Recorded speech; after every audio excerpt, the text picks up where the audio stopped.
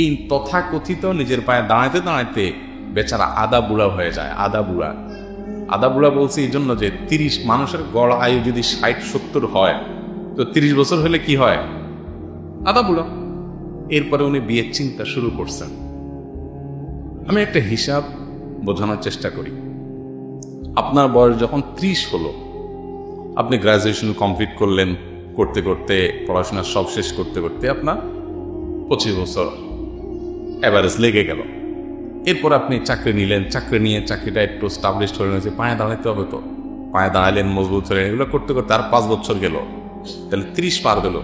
এবার আপনার বাপ মা মেয়ে দেখা দেখি শুরু করছে, দেখতে দেখতে আর 1-2 বছর চলে গেছে। এখন আজকাল তো দেখার পরও বিয়ে হয় না, কি করে তো হয়? এঙ্গেজ করে তো। এরপর আর 1 বছর জুড়লেন, তাহলে 30-এর পরে 1 বছর দেখা দেখিতে গেল, আর 1 বছর আপনার আংটি পরে থুয়ে দিল, তাহলে কত গেল? 32। এরপরে আল্লাহ আপনার প্রতি রহম করছে, আপনার বিয়ে কপালে জুটছে। 32-এর পরে বিয়ে করার পরে কি হবে? না, এত তাড়াতাড়ি বাচ্চা নেওয়া যাবে না। হ্যাঁ, বাচ্চাকে তাড়াতাড়ি নেওয়া যাবে না। আরে একটু সময় নিতে হয়, এত তাড়াতাড়ি বাচ্চা নিয়ে লাইফটাকে এনজয় করা যায় না। দিলেন গ্যাপ 2 বছর, 3 বছর। 3 বছর পর আল্লাহ একটা বাচ্চা দিল, ততক্ষণ বয়স হলো 35।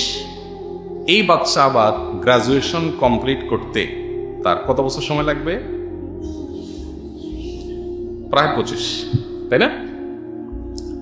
আচ্ছা, তো এখন তার যদি 23 থেকে 25 বা যেটাই লাগে, মানে পড়াশোনা শেষ করতে লাগে যদি, তাহলে 35 আর 25 কত হলো? 60।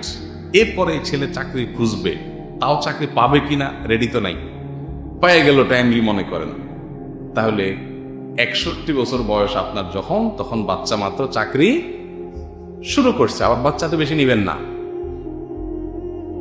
যেহেতু সুখী হইতে চান। ছোট সংসার,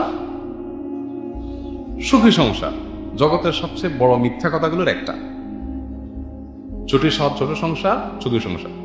আপনি খোঁজ নিয়ে দেখেন তো, বেশিরভাগ বড় সংসারগুলো যাদের 7টা 8টা বাচ্চা, 9টা 10টা বাচ্চা, এদের দেখেন এদের সুখের শেষ নাই। কারণ বাচ্চা যখন 8টা 10টা হয়, ওই ধান ছিটার মতো এমনি 2-4টা মানুষ হয়ে যায়। আর যাদের থাকেই 1টা, থাকেই 2টা, ওই একটা যদি কোন রকম আল্লাহ না করো অমানুষ হয়, তাহলে এবার কই যাবে বেচারা? আসি তো 1টা বা 2টা।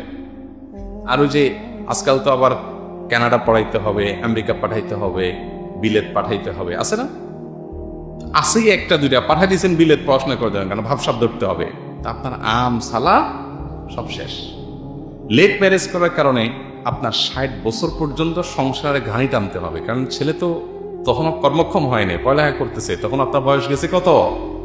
60। বাংলাদেশের মানুষ 60 বছর বয়সে কি হয়? পরিণত বুড়ো। পরিণত বুড়ো একদম, মানে পরিপূর্ণ বুড়ো হওয়া পর্যন্ত আপনি সংসারে ঘানি টানতেছেন, তখন ছেলে ইনকাম শুরু। এরপরে ছেলে ইনকাম শুরু করার পর যদি ছেলে কোনো মেয়ের পালায় পড়ে তার হাত ধরে আবার না ভাগা দেয়, যদি ছেলে মানুষের জাত হয়, কুলাঙ্গার না হয়, যদি সে ঠিক মতো চাকরি পায়, বহু যদির পর আপনি একটু রেস্টের সুযোগ পাবেন, তাও 60 বছর ঘানি টানার পর।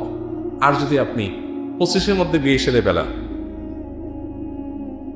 22-23 এই বয়সে বিয়ে সেরে ফেলান, তাহলে আপনার বাচ্চা, আপনার 45 বয়স যখন, তখন দেখবেন বাচ্চা পড়াশোনা শেষ, মাশাআল্লাহ। আপনি এখনো শক্ত আছেন।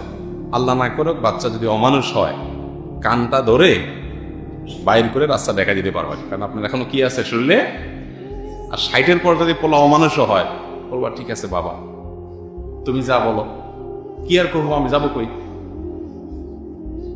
লেট ম্যারেজের এবং আর্লি ম্যারেজের মধ্যে পার্থক্য হলো এরকম। লেট ম্যারেজ আজকে আমাদের সমাজ উৎসাহ দেয় যাতে দেরিতে বিয়ে করে, আগে নিজের পায়ে দাঁড়াক, নিজের পায়ে দাঁড়ায়। তো মানুষকে আরো জোর পায়ে দাঁড়ায়? সবাই নিজের পায়ে দাঁড়ানো। তো নিজের পায়ে দাঁড়ানো মানে কি? এটার মানেটা হলো, কারোর কাছে এটার মানে হলো ডাল ভাতের ব্যবস্থা করতে পারা, আর কারোর কাছে নিজের পায়ে দাঁড়ানোর মানে হলো বিশাল ব্যাংক ব্যালেন্স, গাড়ি বাড়ি, বড় একটা চেয়ার, একটা পদ, এই সব কিছু মিলে হলো কি